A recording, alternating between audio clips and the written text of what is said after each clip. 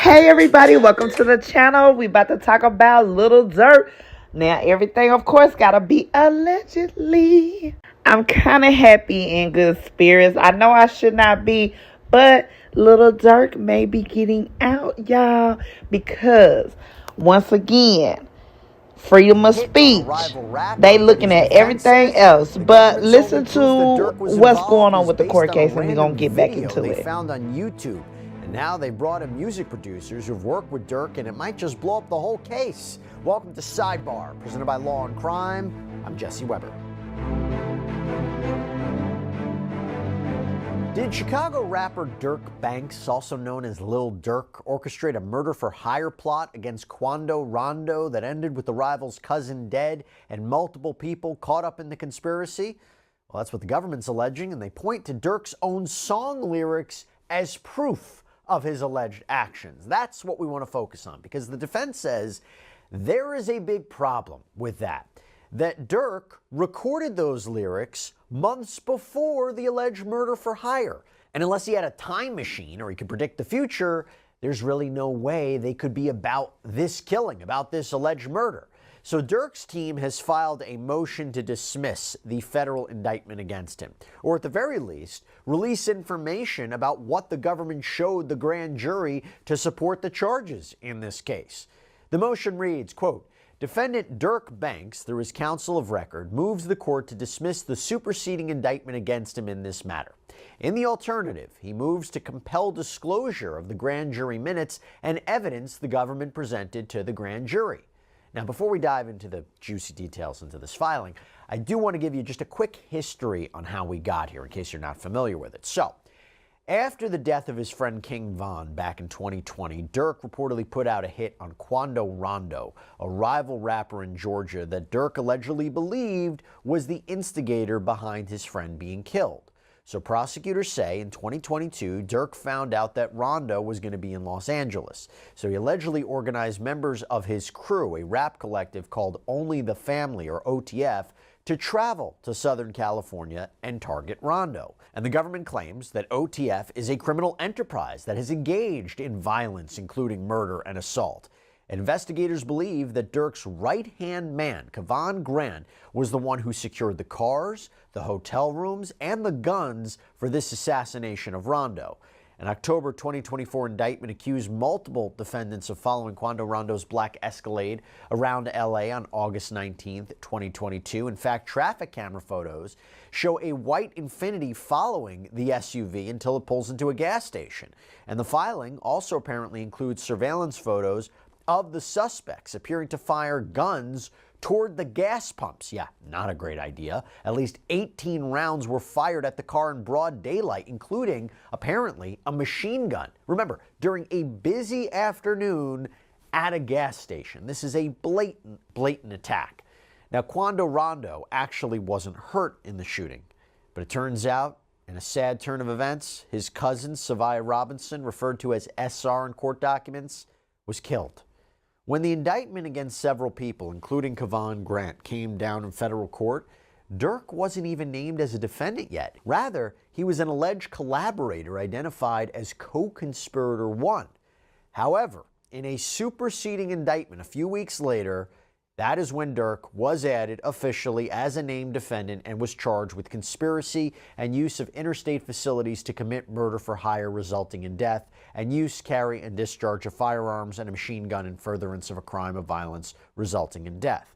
And while Durk isn't actually accused of being at the Beverly Hills gas station when this apparent shooting happened, prosecutors say he was the one who called for the hit. He was the one who ordered it. He helped facilitate travel to Los Angeles, and he paid the men who actually did the shooting. Prosecutors allege that Durk texted a co-conspirator, "Don't book no flights under no names involved with me." But since that time, Durk offered a substantial bail package to get pretrial detention. The judge denied it. He has maintained his innocence, and now his lawyers are arguing this whole case against him needs to be tossed out. Toss it out. It all relates back to rap lyrics sung by Durk as a feature on a song by another artist, Babyface Ray. And the prosecution claims that Durk rapped about Savia Robinson's death, commercializing his alleged revenge. So here are the lyrics that the prosecution is talking about. Quote, told me they got an Addy, go, go. That the no, no part comes from when Quando Rondo was apparently screaming no, no when his cousin was shot. And they reference how the song allegedly has audio of Rondo screaming that, reportedly taken from news footage. But the defense says that couldn't be farther from the truth. All right, so to talk about this, I want to bring on civil rights attorney Joe Richardson, who I'm so happy to see. I haven't seen Joe in quite some time. So, Joe, thanks so much for taking the time to come back here on Sidebar. Look at that face. Always smiling, always happy to be on. Good to see you, Jesse. I'm happy to talk to you about this because this has been a hot topic over the last couple of years. Can prosecutors take what's said in rap lyrics, in song lyrics, and use it as a kind of confession? Generally speaking, I mean, how does it work? Have we seen it a lot in trials? Has it been persuasive? We've seen it happen quite a bit. I don't know that I'd say it's been persuasive. I think the biggest example we look at is Young Thug down in Atlanta. They took a lot of his lyrics, and even though technically speaking, ultimately they got a conviction, he actually walked out on time served. Most of the people that were prosecuted didn't end up being convicted. And I don't think anybody would call that prosecution a successful prosecution.